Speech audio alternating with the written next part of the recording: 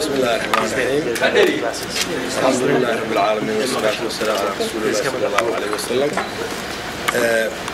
waxaan maanta halkan loogu yimi waftiga socda qaramada midoobay oo hogaaminayo Ambaasadoor Kay oo ah wakiilka xogayaha guud ee qaramada midoobay ee Soomaaliya oo qaabsan dhinacyo badan ka siyaasadda iyo amniga iyo bini'aadamka intaba. siyaaradiisa tan waxaan maleeyaa waa tii labaad dhawaanahan tiita ku xigtay waxay ahayd bishii July weliba gaar ahaan maalintii doorashooyinka dowladaha hoose sanaadiiqdooda la geynayay degmooyinka dadna aanu baajinay arrimo iska jiray oo laga wada warhayo darteed maalintaasay ahayd. maantana waa maalintii kale oo noo yimi maantana hadee waxaa fududayna ku soo haya doorashooyin macluumaha uu yahay wakiilka siyaasadda oo Soomaaliya uu yahay arrimahaas iyo guud ahaan arrimaha Soomaaliya nabadgelyadooda iyo heshiisiinta iyo sidii Soomaaliya ay dawlad rasmi u noqon lahayd waxyaalahaas naga wada hadlo noogu yimi waana ka wada hadalnay waxaan ka wada hadalnay inaan wajahayno doorasho hadda lagu dhex jiro mar haddii ay tii hore baaqatay axsaabta badnayd in loo noqday nidaamkii horey aanu doorashooyinka u geli jirnay oo ahaa kii dhaqanka traditional way waana doorashatan waa tii afraad oo nooca u dhaxda uma dhacdo annaga sida siyaasad ahaan dhulka iyaga halkan Puntland qaababkii loo dhisay tii Muqdisho markii federaalka la dhisayay baarlamaankiisa anaga waxay u qaybsan tahay gobolladana community bay u qaybsan tahay xulkana waxaa iskale community-ga madaxdiisa dabeedna odayaashooda dhaqanka ayaa soo dhammaystira nidaam hore u jiray weeyo dadku ka dheragsan yahay maaha mid laga walwalo oo la yidhaahdo maxaa ka imaan doona dariiq la yaqaan oo dadku kuda qanacsan yahay buu maraa dastuur baa jira dalka aan rasmi ahayn baa jiri jiray dadka la rabo in lasoo doortona waa oo lasoo xulana waxaa la waafajinayaa odayaashu soo waafajinayaan dastuurku si uu qoraayo oo ah dad muwaadina diinta islaamka ku dhaqma tacliinta dugsi sare leh ama way aragnimo maamul oo u dhiganta oo ka soo shaqeeyeen dabcan marka dina waayo arag maamul la yiraahdo qofku waa inuu mas'uul tacliin leeyahay iyo dugsi sare dheer gaarsiisnayn iyo wixii la mara anshax wanaagsan iyo mas'uuliyad inuu qaadi karo iyo waxaas oo dhan horaan uga hadalnay idaacadaha iyo dariiq kastaba odayaasha iyada inay saas raacaan dariiqa hadhow guddi lagu kalsoon yahay oo miisaanku leh mujtamaca oo la yaqaan oo deegaamada ka kala imaanaya ayaa waafajinaya sidii awalba dastuurku qorayd intaa intii ka dambaysa oo baarlamaankii markay yimaadaan oo la dhammaystirona madaxnimadii Puntland waxaa la wareegaya baarlamaanka cusub markuu hoggaankiisa doorto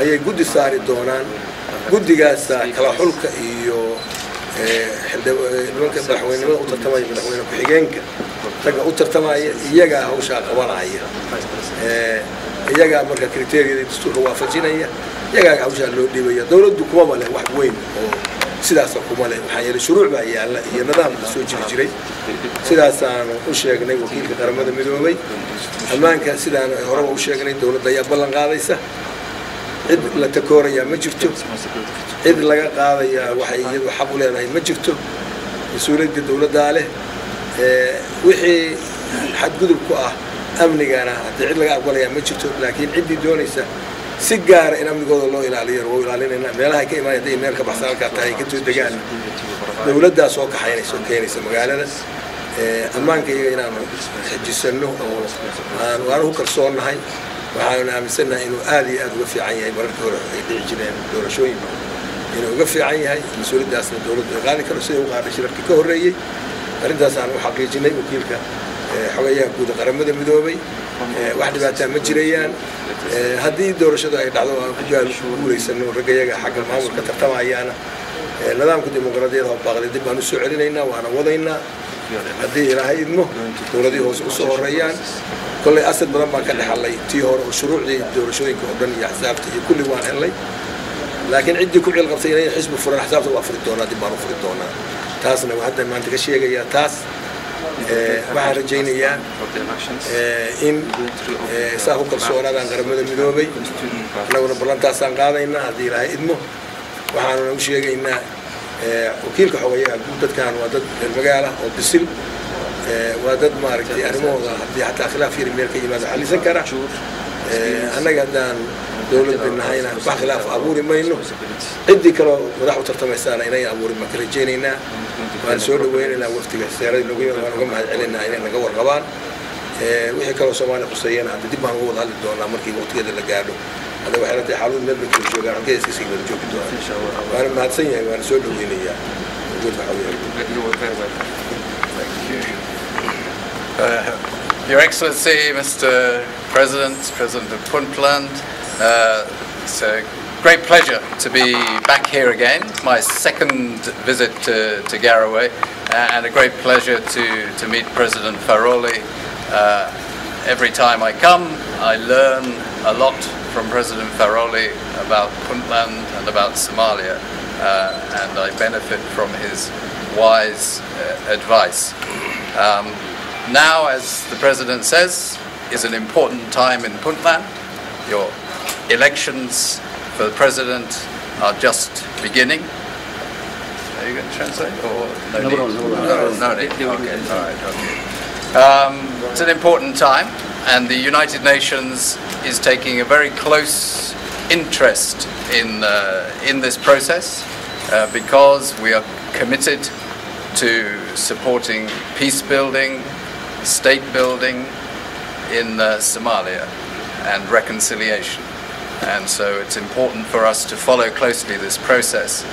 And we have had a great conversation this morning, and the President has described very fully the election process and has given me very strong assurances which are important about the process, about his commitment to ensuring the process is free and secure, ensuring the candidates can campaign freely where they want in Puntland, ensuring the media will be free to report and the candidates will have free access to all the media.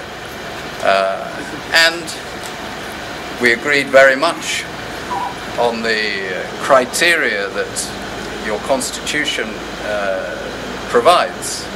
Candidates for Parliament will be selected according to having the right education, according to having no history of violence, no history of extremism.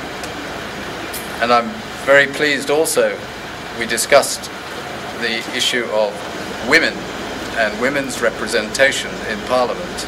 And the President, like me, thinks it's very important that the elders, when they are selecting, also take into account the importance of having women in Parliament, and a suitable number of women, I hope, will be chosen by the elders to sit in Parliament. Women are more than 50% of the population, more than the majority of the population, and should be represented in Parliament. So we had a good conversation, and the President very generously has welcomed me again to Puntland and has encouraged me to return again during the campaign after the candidates are announced and known, and has encouraged me to come and meet with the candidates during the campaign. I will certainly do that, and I'm very keen also to come and see more of Puntland, perhaps to visit Bosaso and Galkayo in the future as well, because the United Nations very much wants to help the President and the people of Puntland to deliver free and credible elections that will give a result that everybody accepts and will create a chance for a better future for the people of Puntland. Thank you. وفيصل خليفة الصومالي channel أيام كسعودة وعن رواينا مدحونا سؤال ويديو نيكلاس نوح ويدين بنا إن شاء الله صدق سؤاله because هذه ما دام وياي سركال سرانين بدن الهلين المدن مدحونا سؤال شيء أنا ذي كويدين يا واحد هاي بنتلاند استاد كور قبض برنامج كي ديمقراطية ده أنتوا كي سعون واي سيابا بدن سبب يعني أنا قبضه يعني سببه سعون واي وحبا دعي ضفر بدن أو خير بنتلاند واحد أمسيه إلا بهاي هاي إنك هور إنتان لقارين January والحاضر الله يشو أو دتك لسوسي قبل حارسي عن معنيه نير دتك أيو سمعته ضد بومبا متكرسون درك ممكن يا ريت أصلا سندين إن أي خلاف كلو ديك أرنت أصلا كدولة الحين حتى كلا رجي أما قففكي يجو حكى سوا هو عن دينا مسورتها جاي دورشة حزبت جالس كلي أوفر oo kale waxa weeye kan hadda aanu qaadanay marka taas ninkay raali galin waxaan qabnaa aniga inay toos u raali galinayso tanna ninkii dacwo ka sii qabato waxa aan garan maayo laakiin waa arki doonaa bal hadii cidaan tiina raali ku ahay tanna ku raali ahayn marka maxay raali ku noqon kartaa anarkii miya iyo inaan fawdad taas oo nin laga yeeli maayo laakiin cidii wax tirsanaysa in kastaba hal leekaatay waa la arkay I would like to ask you, Nicholas, 3 questions. One is about our international community, one is tier in federal government and Puntland, and one is your visit in Garowe. First time, Puntland government last couple months has concerned about the cheating of constitution of federal. They told us that 19 articles, some formulated and some has been changed. You are the office of UMSOM, and your office mandate is to ensure Somali stability and peace, and also reconciliation of Somalia. So, my question is, what's the role of your office to end that process as peacefully, and how can you tell the Somali people that your position is clear? Because we didn't hear any kind of question or any kind of concern about that. And Puntland government has alerted many times that will harmfully, Somali reconciliation. That's my first question. My second question is, we know international community support TFT, and federal government, I say, sorry, they give direct support, direct fund for armed forces, for other employees. So my question is, and the rest of administration and states like Puntland have not yet support like that aid from international government. So my question is, how can you improve that all Somalis have an equal opportunity for international aid? That's my second question. My third question is, you come to Garowe now, you have some kind of, preparing for Puntland election, for president election in the coming year. We have some information that you wanted to meet some elders of Puntland. So what exactly you want to tell them? Okay, well, three questions, right? Not short ones either, but let's have a go. The first one, on the constitution. Absolutely, there is a very important task facing Somalia and Somalis now, which is to finalise the federal constitution, and certainly the provisional federal constitution. I have heard and discussed at length with President Faroli his concerns about the version being used. But you know the situation. It's deeply hard, day by day. The provisional federal constitution now needs to become a final federal constitution, and the Parliament and the government and the federal member states all have a responsibility to work together and decide on a final federal constitution. The things which have been changed, according to President Faroli, can be addressed in that conversation and will go into the final federal constitution if people agree. and then it will be a referendum where all Somalis will vote on the constitution. And I think that's a very important political process. The United Nations, you're right, is mandated by the Security Council to support that process, and we will be supporting it very closely, working with the federal government, working with the federal member state that is Puntland, and all the other emerging federal states in Somalia as well. It's a very important process, and we will take that very seriously. The second issue, the international aid, absolutely is very important. The last time I saw President Faroli, in fact, was in Brussels at the New Deal Compact conference in Brussels. And that is a mechanism where Puntland has participated and is fully represented in the New Deal Compact. And delivering now that New Deal over the next 3 years is a top priority for the international community and for Somalis. And as a part of that, it is very important that all of Somalia benefits from the international aid that is coming. And that some of the projects will be done at the federal level, some will be done at the federal state level, some will be done at the regional level. It's important that that happens. And your third question about what I want to talk to people about in Puntland, about the elections, including the elders, is exactly what I've been talking to President Faroli about too, which is to listen to people's concerns, how they think the process is going, how it will go. And the United Nations role is really just to encourage and to facilitate. That's all. Are you agree that?